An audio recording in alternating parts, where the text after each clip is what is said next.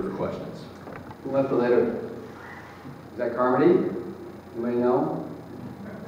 No? Okay. You're a great bunch. All right, you guys are awesome. Good morning. Coffee's in the back.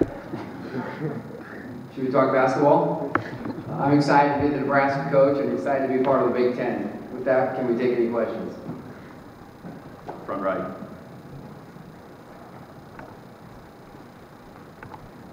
Hey, Coach, question I have is in terms of recruiting, looking at, the state of Nebraska probably hasn't produced an abundance of All-American basketball players. Just where do you go, and how will being a part of the Big Ten help you get into the major metro areas in the Midwest? Is that an area you're going to look to? I think we'll definitely recruit the footprint of the Big Ten, the old Big 12 North. I think you have to pick population bases when you're in Nebraska. You look at California, Texas, Florida, the Northeast, where you have to decide, okay, can I fish every pond? And you can. We're going to go to Texas. We recruited Texas and Colorado at CSU. So we're going to keep going back there. We have to develop guys. There's no doubt about it. We have to do a good job of developing our players. And hopefully our style of play, makes that happen in a better way. But, you're in an elite league, you need elite players. And so we're going to have to look under every rock possible and go anywhere in the world we can.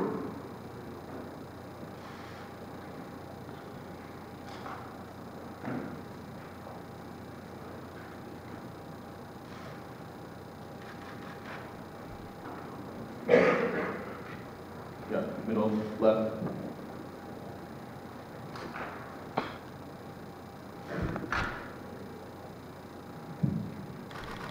What was your view of the Big Ten before you got into economics? So what has changed? You started watching the film, kind of preparing, and actually getting a real coach to look at some of the players and the teams.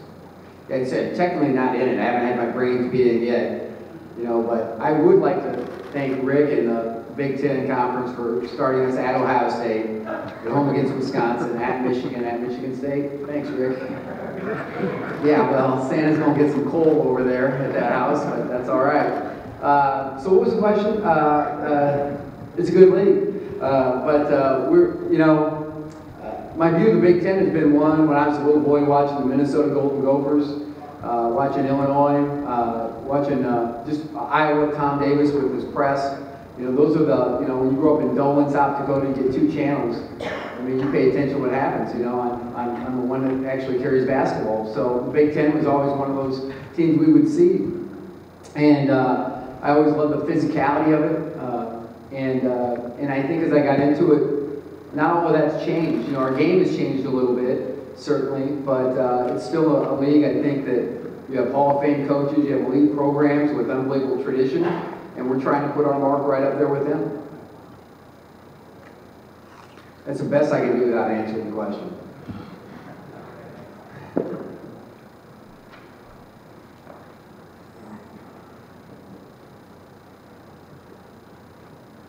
Back right.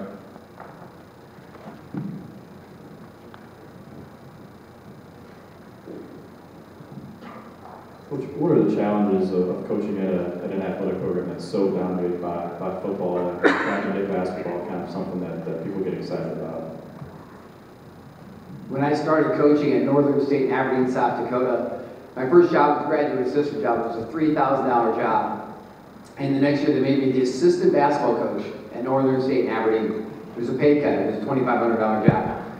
But all the same, I was excited. And I remember doing an interview, and my mom had asked me, Tim, what do you want to coach for? And I said, I want to turn Notre Dame into a basketball school. I just thought I'd take a real challenge.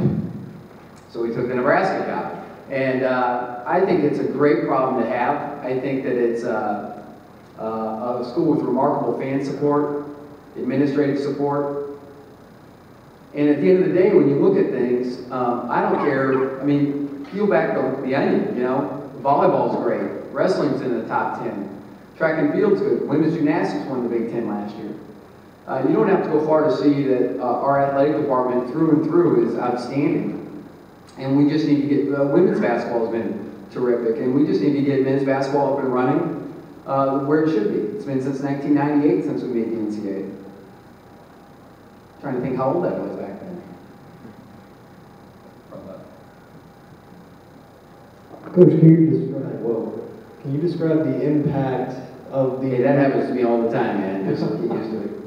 the impact of the new facilities that you guys have put in? Obviously, you talk about trying to get basketball, bigger place in the hierarchy at Nebraska, but the way that you guys have upgraded the facilities too. Can you speak to that and the kind of impact you see that having on your program?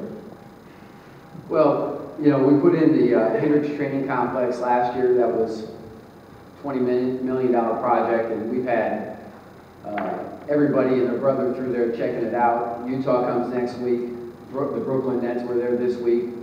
Bulls have been there. Other colleges have been there.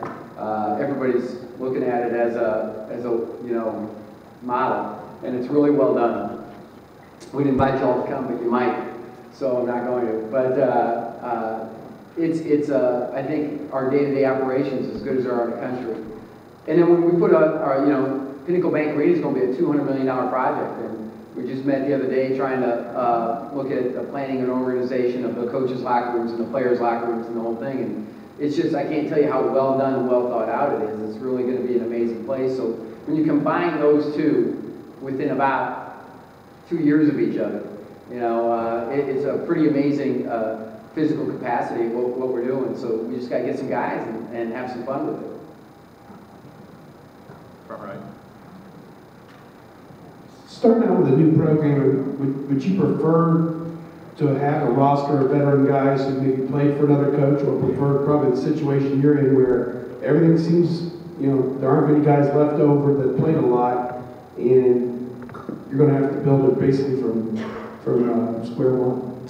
Well, this is my fifth startup, and hence the gray hair. And you'd prefer as much talent as possible. I'm just going to tell you that. I mean, you'd prefer the team to be in great shape. There's always just the acclimation part. You go as far as your seniors will take you. If their buy-in is good, if their mental capacity for a learning curve is good, they're going to pick up a new system, all the stuff that goes with that. You're going to be further down the road. We could play as little as 8 scholarship guys this year. 1 or 2 of those guys couldn't break in the rotation last year. Obviously that's why we're picked where we are. I like this group. They're hardworking, but we've got a lot of work to do. We've got some good players. We just need to add to it. Front left. Coach, you touched on this at the beginning. Talk a little bit about the depth of the conference and how many teams are at the top of the league. Talk a little bit about that. You mean the 3 that are in the top 5 of the country, or everybody after that is only in the top 20? Not to be specific, but it's a great league, and I don't think you have to go very far to find a great coach, a great program, knows exactly what they're doing, plays the game the right way, and I'm really excited to be part of the league. But I think every night in, John Beeline told me, I said, Coach, he's a Cardinal fan, I'm a St. Louis Cardinal fan, so we struck up a conversation, so I apologize to all the Cub guys here.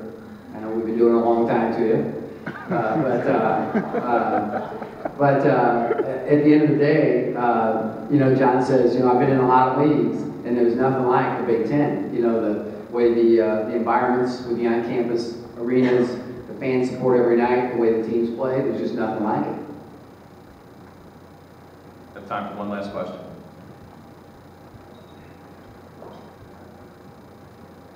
All right, we need to make you guys famous here. We got to get you on my Twitter.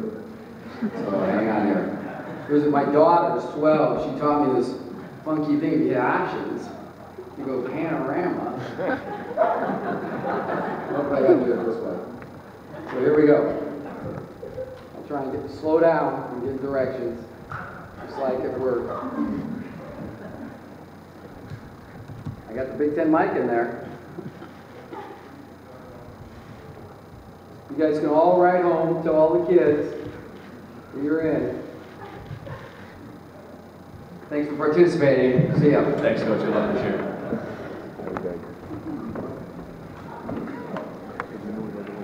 Yeah, You need first, your Big Ten Media Day. See you when you go out to here, right?